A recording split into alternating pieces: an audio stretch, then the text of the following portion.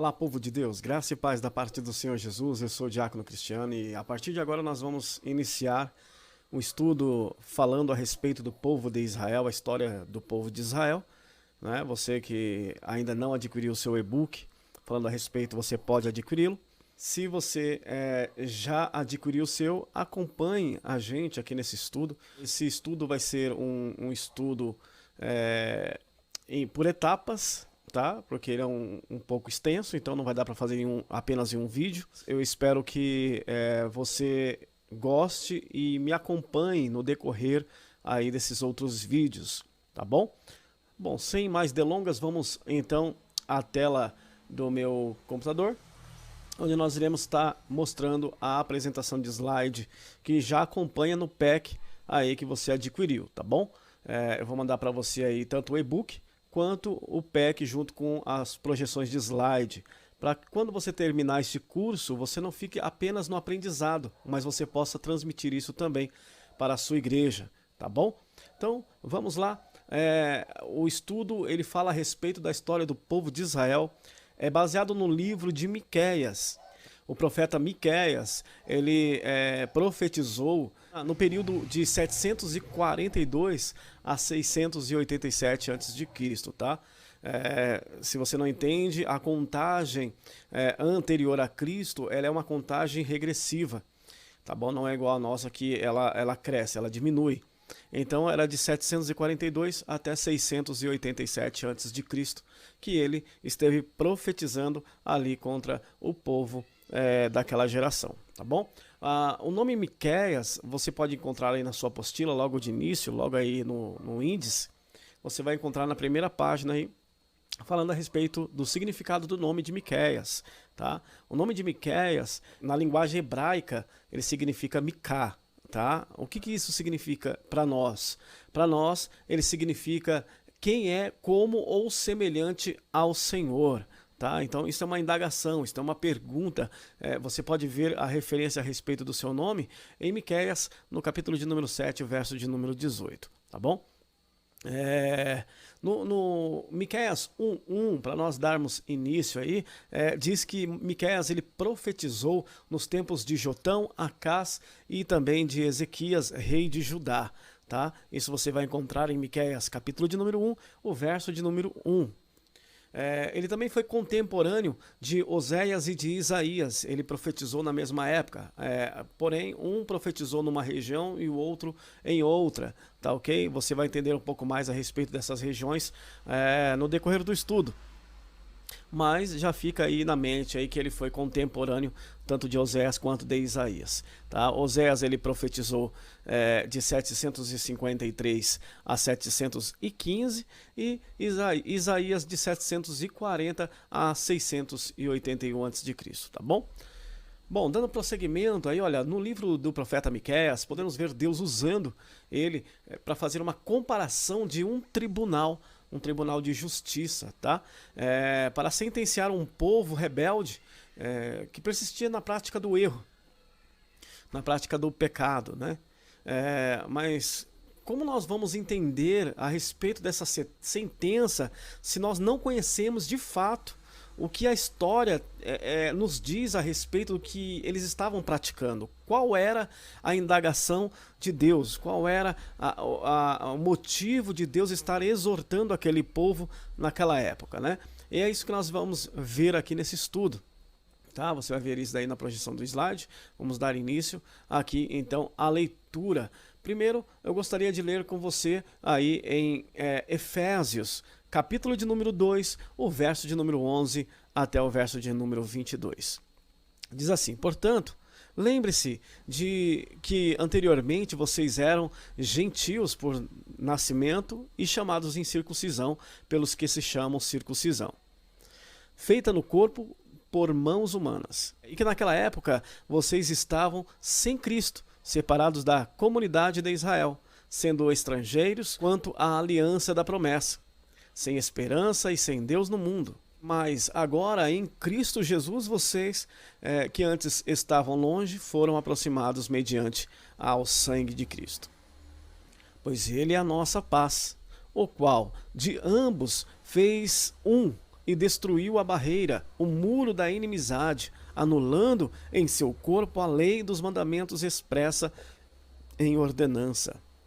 O objetivo dele era criar em si mesmo, dos dois, um novo homem, fazendo a paz e reconciliando com Deus os dois em um corpo, por meio da cruz, pela qual ele destruiu a inimizade.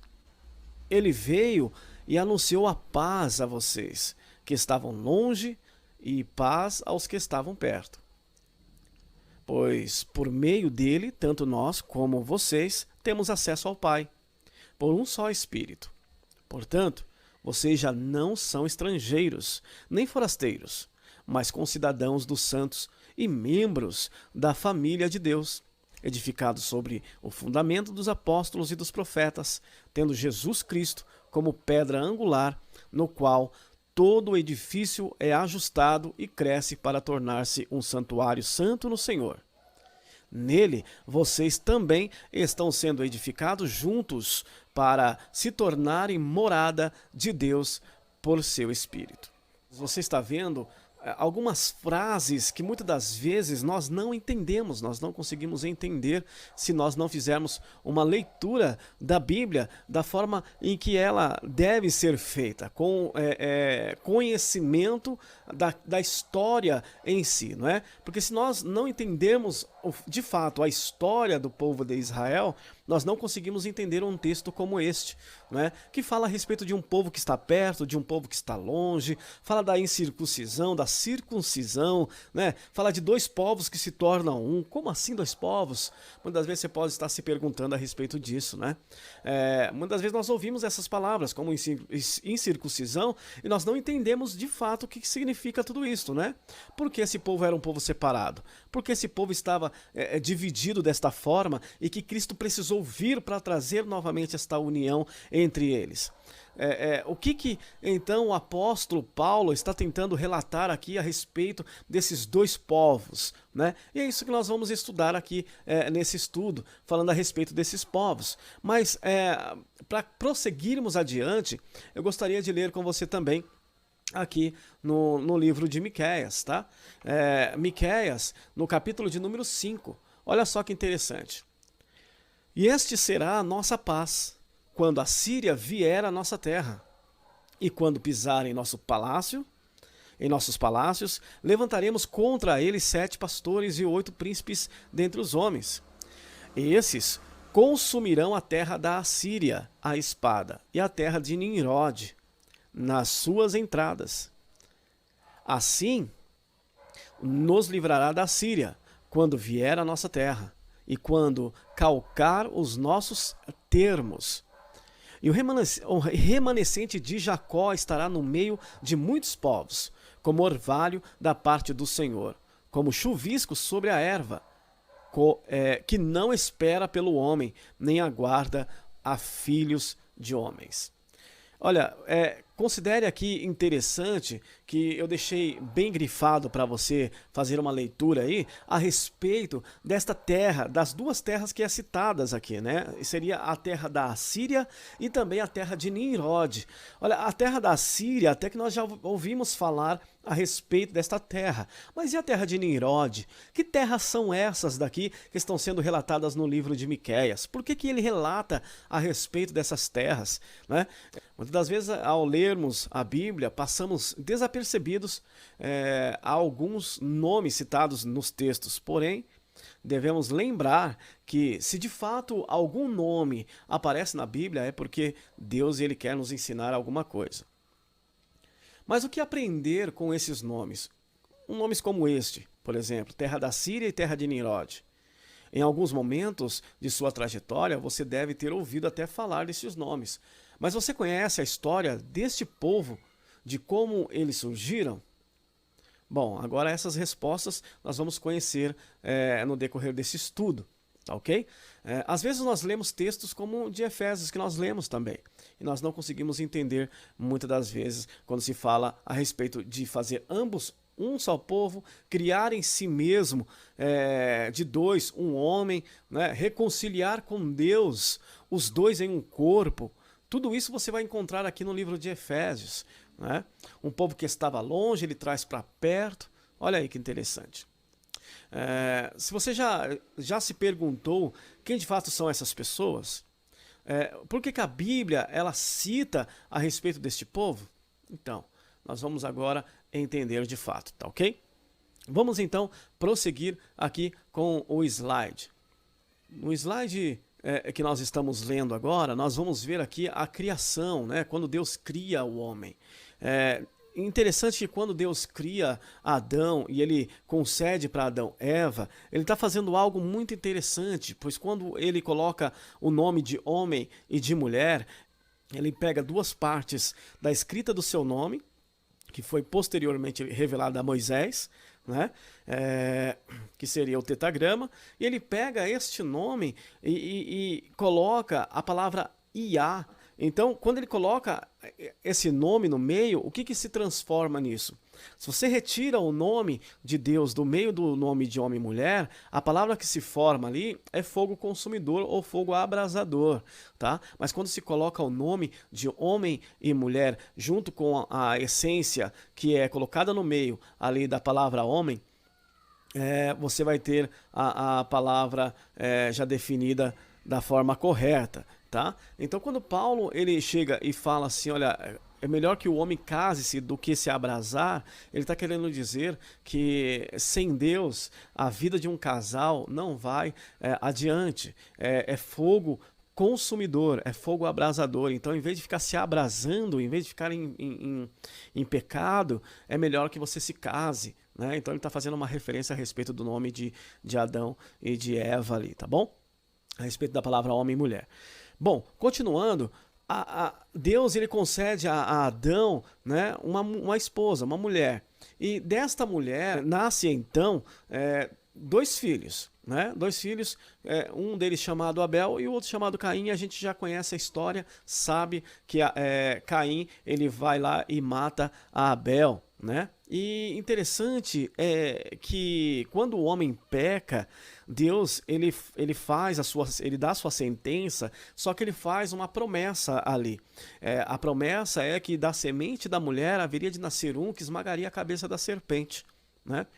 E isso surgiria através da vida de Abel, que era um homem temente a Deus, né? Um rapaz temente a Deus ali, e que ele fazia tudo para agradar ao Senhor. Então, ele foi eleito, ele foi escolhido para poder dar continuidade e trazer a promessa, fazer com que a promessa se cumprisse, né? De nascer, então, essa descendência aí que haveria de nascer Jesus. Porém, o inimigo, sabendo disso, o que ele faz? Ele usa Caim para poder matar ao seu irmão Abel, né? Nós sabemos da história. Só que interessante é que em 1 João, capítulo de número 3, verso de número 12, diz que Caim já era do maligno, tá? Então lá, se você ler lá, você vai ver que está escrito lá, dizendo que Caim já estava no inimigo, já era do inimigo. E a descendência santa viria através de Abel. Como ele morreu, o que aconteceu? Deus concede um outro filho para Eva. E este filho é Sete. E Sete, ele em Gênesis capítulo de número 4, verso de número 25, quando Deus concede a Eva o direito a ter mais um filho, ele fala que esse assumiu o lugar de Abel. Então, através de Sete é que haveria de vir então a semente que esmagaria a cabeça da serpente, para dar prosseguimento ali à promessa de Deus. Tá bom? Mas depois de Adão e de Eva, acontece algo interessante que a Bíblia relata em Gênesis, no capítulo de número 5, verso de número 4, que fala que Adão e Eva tiveram outros filhos e filhas, tá? Não ficaram somente nesses três, então eles tiveram mais filhos e filhas. Aí as pessoas falam assim, mas tem uns que falam, né? Como que Caim casou? Com quem que ele casou, né?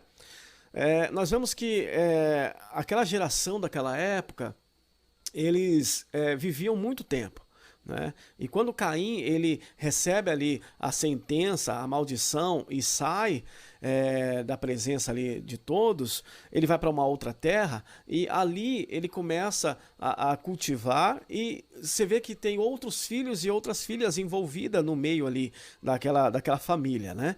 E só que a Bíblia ela não relata exatamente o que aconteceu posterior a isso. Porém, sabe-se que Caim ele casou e teve a sua geração. Então, com que ele se casou? Ele poderia ter se casado com uma irmã, com uma prima, ele poderia ter se casado com uma parente, né? Uma sobrinha, por exemplo, porque havia outras pessoas ali, não estavam só os três, na verdade. Então já tinha passado gerações, né? Então provavelmente ele casou com alguém da sua parentela, da sua família, tá bom? Só para esclarecer essa dúvida, que acontece muito dessa dúvida aí, com quem que Caim haveria de se casado, né? Nós vamos falar aqui no próximo slide a respeito, então, da descendência de Caim. Vamos começar pela descendência de Caim, né? Você pode me acompanhar aí no seu livro. A descendência de Caim, ele teve as suas gerações. E eu montei esse estudo de uma forma decorrente, olhando ali a genealogia, tá bom? Que tem ali no livro de Gênesis. Então nós vemos que Caim ele teve alguns filhos, né? Filhos, netos, bisnetos e assim por diante. E as referências estão em Gênesis 4, do versículo de número 17 ao versículo de número 22, é o que nós vamos, você vai encontrar o que nós vamos falar aqui agora, tá bom? Então vamos lá.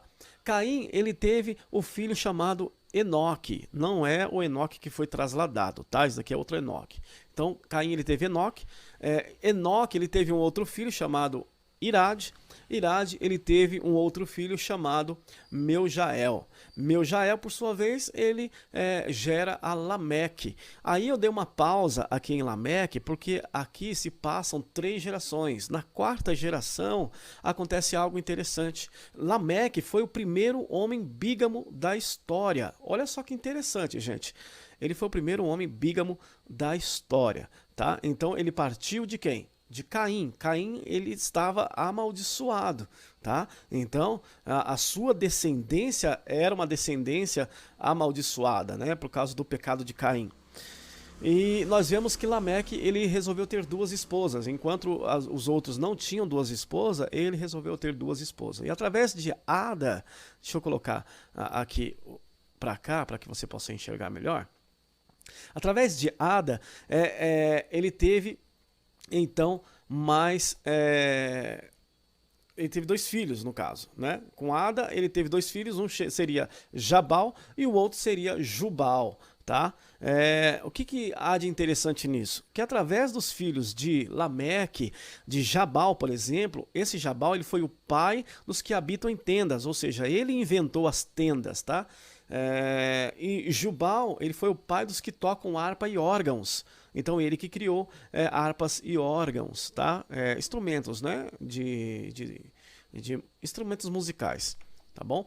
Através de Zilá ele teve Tubal-Caim e Naamá, tá bom? Através de Tubal-Caim, esse daqui foi o primeiro homem a fazer obras com cobre e com ferro. Tá, ok? Então você vê que essas 3 primeiras artes que surgiram aqui foram através dos filhos de Lameque, que era da descendência de Caim, tá bom? Você vê que interessante? Então, muito interessante, não é verdade? Vamos lá, vamos prosseguir. Vamos agora para a descendência de Sete, tá? Vamos para a descendência de Sete. Na descendência de Sete, se lembra que Sete sumiu o lugar de Caim, tá bom? Então vamos lá. Através da descendência de Sete, você vai ver a referência bíblica em Gênesis, capítulo de número 5, do verso de número 3 ao 29. Você vai ver falar a respeito de Adão, né, que nós comentamos sobre ele, Sete, e através deste Sete tem Enos, tá? Então, esse Enos aqui, ele foi o primeiro homem a começar a invocar novamente o nome do Senhor. Porque lembra que Adão pecou? Quando Adão peca, a sua descendência se torna uma descendência caída, né? Então, por causa do pecado. Então, ele se sentiu envergonhado de chegar diante de Deus. Mas através de Enos, através da vida de Enos, passa-se novamente a invocar o nome do Senhor. E olha, interessante que o significado do nome Enos é homem mortal, tá? Fazendo uma referência, então, à queda humana aí. tá? Então, através do homem mortal, começa-se novamente invocar o nome do Senhor. Bom, Enos ele teve um filho chamado Cainã, Cainã teve um filho chamado Maalael, Maalael teve Jared e Jared Enoque. Esse sim é o que foi trasladado, que nós vemos na história de Gênesis, tá? Interessante é que esse homem, Enoque, ele viveu 365 anos. E o significado do seu nome é instruído, dedicado, consagrado e também ensino, fazendo uma referência à igreja do Senhor, tá bom? Por quê? Porque a igreja ela vai ser trasladada, ela vai ser arrebatada, não é isso? E não é isso que nós cremos? Então, a igreja vai ser arrebatada. Então, fazendo uma referência à igreja arrebatada, o que é necessário para que a igreja seja de fato arrebatada? De fato, é necessário que a igreja seja instruída, dedicada, consagrada e ensine as outras pessoas. Olha só que interessante. Então, aqui, através de Enoque, nós vemos a referência da igreja cumprindo a sua missão como igreja, tá? Mas é somente um dia?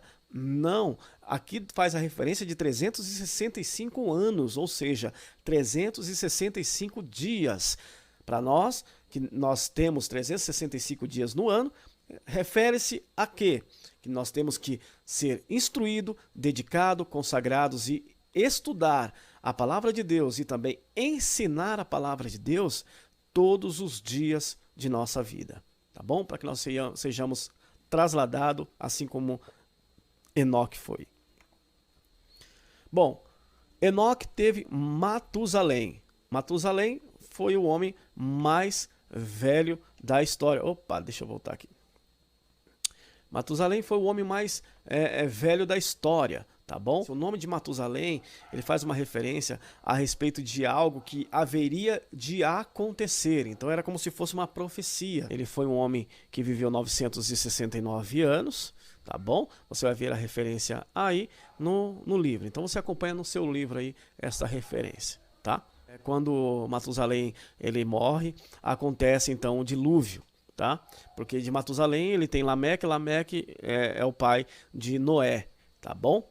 Então aqui inicia-se a história de toda a fundação, de todo o fundamento que nós temos hoje. Tá, vamos lá, vamos prosseguir aqui. Eu quero dar esse último tópico aqui para a gente encerrar, para que o vídeo não fique tão longo. Como eu falei, vai ser um estudo de etapas, tá? Nós vamos falar a respeito dos filhos de Noé e na próxima aula, no próximo estudo, no próximo vídeo, nós estaremos dando continuidade ao que é muito interessante a partir de agora, tá? Eu gostaria que você prestasse bastante atenção no próximo estudo para que você entenda de fato que importância tem esses 3 filhos de Noé em toda a história da humanidade até os nossos dias atuais, tá bom? Nós vamos falar sobre Sem, Cã e Jafé, tá ok? A referência está em Gênesis, no capítulo de número 10, o verso de número 6 ao 20, tá ok? Mas isso daqui vai ser um tema para o próximo estudo. Então, se você, olha, já participou aqui do estudo, do primeiro estudo, já gostou, isso aqui foi só uma introdução do que nós vamos aprender, tá bom? Eu espero que você tenha gostado, eu espero que você tenha aprendido pelo menos um pouquinho aqui na introdução a respeito da história deste povo, né, como tudo começou, e no próximo estudo nós vamos entrar em muito mais detalhes para que você possa ter um conhecimento mais abrangente, tá bom? Eu sou o Diácono Cristiano, agradeço você, muito obrigado e aguardo você no próximo vídeo, no próximo estudo. Até lá, fique na paz do Senhor Jesus.